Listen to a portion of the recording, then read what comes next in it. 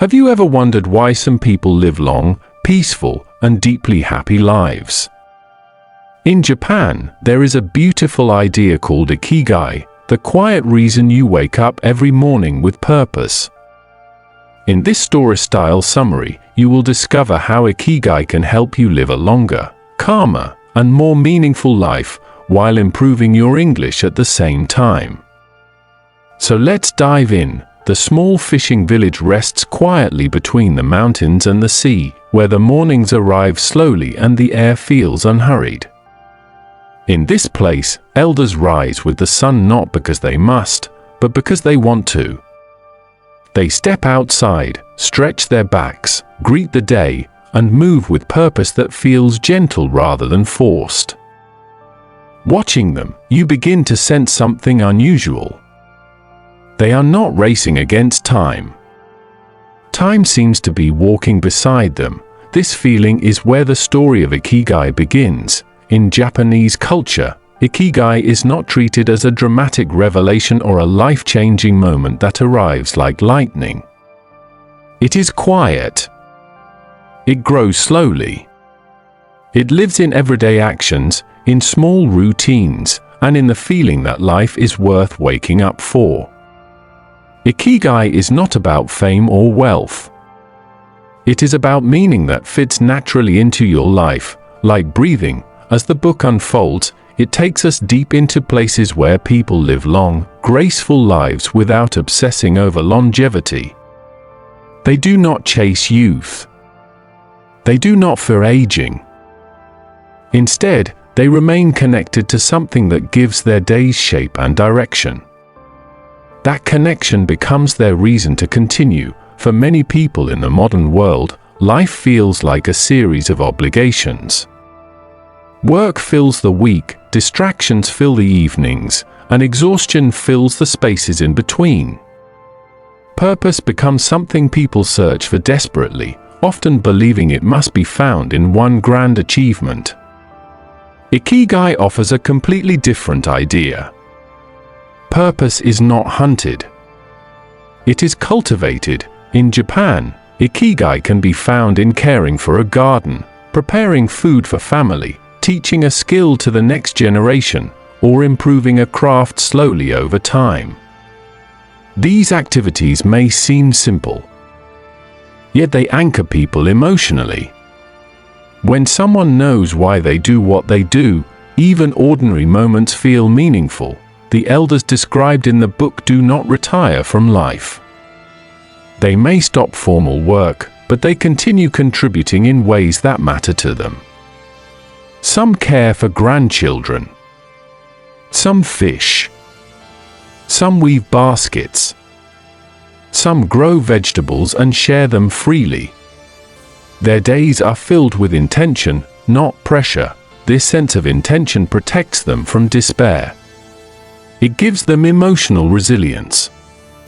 When challenges come, and they always do, IKIGAI acts like an inner compass. It reminds them that life still has value, even when circumstances change. One of the most striking ideas in the book is how closely IKIGAI is tied to movement. Not intense exercise, not competition, but gentle motion woven into daily life. People walk, stretch, bend, carry, and work with their hands. Movement is not scheduled. It is natural. This constant motion keeps the body awake and the mind alert. More importantly, it reinforces a sense of independence. When a person feels capable, they feel alive. They feel useful. That usefulness feeds self-respect, which strengthens IKIGAI even further. Another powerful theme in the book is community. In these long-living cultures, people rarely feel isolated. They belong to social circles that provide support, laughter, and accountability. Friends meet regularly, share meals, talk openly, and help one another without shame. Loneliness, which quietly erodes health in many societies, is actively resisted through connection. IKIGAI thrives in these relationships. purpose is not only personal, it is shared. When someone knows they matter to others, their existence feels meaningful even on difficult days. This sense of belonging cannot be replaced by technology or material comfort. The book also explores how mindset shapes longevity. People with Ikigai do not rush through life. They practice patience. They focus on the present moment. They eat slowly, work carefully, and speak thoughtfully. This calm approach reduces stress, allowing both body and mind to recover naturally. Rather than fearing death, they focus on living well. They accept imperfection. They forgive easily. They do not waste energy on resentment. Emotional balance becomes as important as physical health. Food plays a role too, but not in the way many expect. Meals are simple, balanced, and enjoyed with gratitude. Eating is not rushed. It is social. It is mindful. This relationship with food supports health without obsession, reinforcing the idea that joy and discipline can coexist. As the first part of the book summary unfolds, one message becomes clear. Ikigai is not a destination. It is a way of living. It is built slowly through habits, relationships, and attention to what brings quiet satisfaction. You do not need to change your entire life overnight. Ikigai does not demand that. Instead, it invites you to notice what already gives your life meaning and to protect it. It encourages you to listen to yourself more carefully and to honor the small joys that keep you moving forward. This gentle philosophy challenges the modern obsession with speed and productivity. It reminds us that a beautiful life is not measured by how much we achieve, but by how deeply we engage with what matters to us. As the story of Ikigai continues, the focus gently shifts inward. After understanding how purpose shows itself in daily routines, relationships, and movement, the book invites us to look at the inner world where Ikigai truly lives. It asks us to notice how thoughts, emotions, and attention shape the way we experience life itself. In the villages where Ikigai thrives, people rarely speak about happiness as something to chase. Happiness is not treated as a goal waiting in the future. It is experienced in the present moment, often without being named. This quiet contentment comes from alignment. Life feels balanced when actions match values, and values match the heart. One of the most powerful ideas explored is the concept of flow. Flow happens when a person becomes fully absorbed in what they are doing.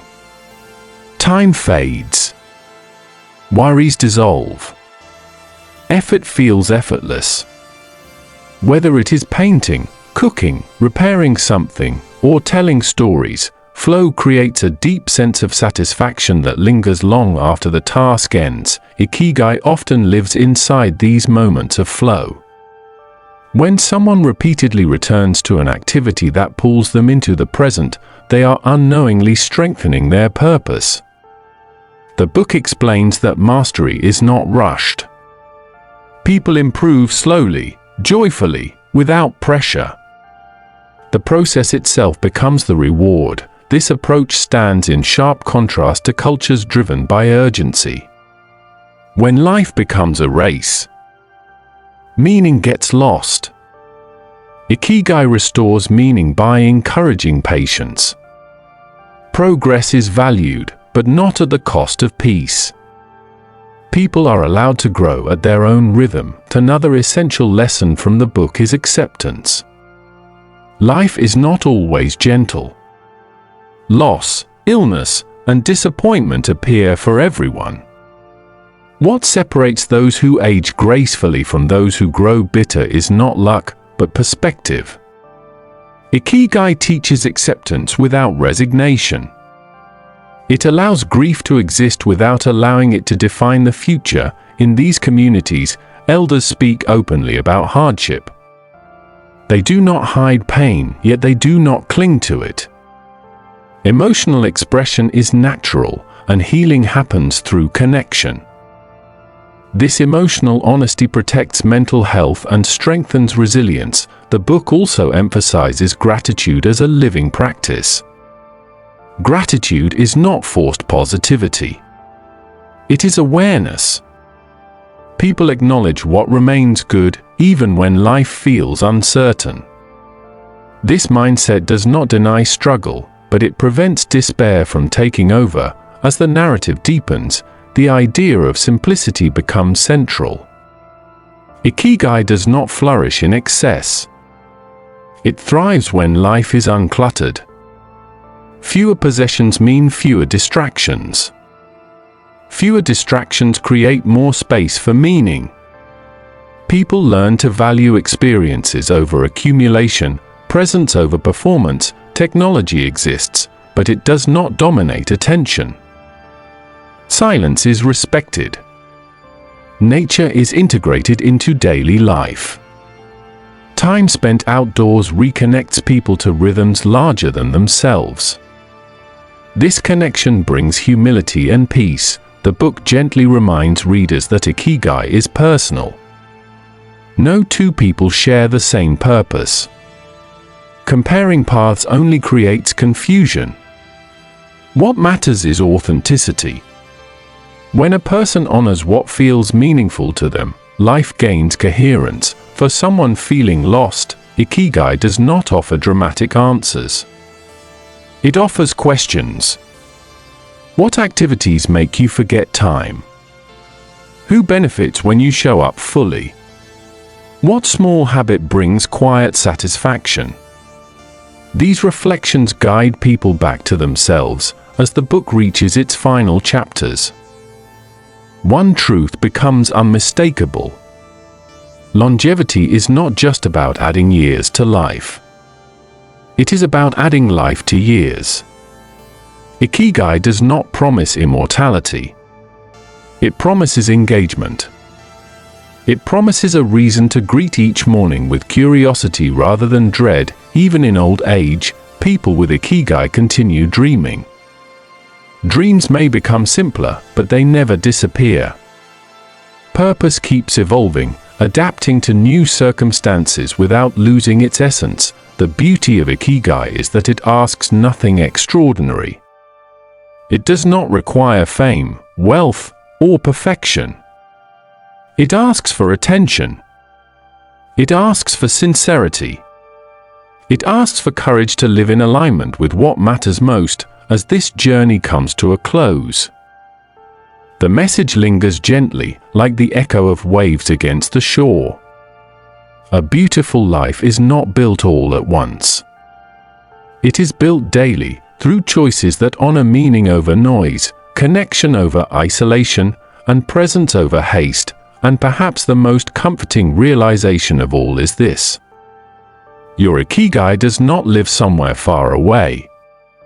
It is already nearby, quietly waiting for you to notice it. I share stories like this every day. Subscribe so you don't miss the next one.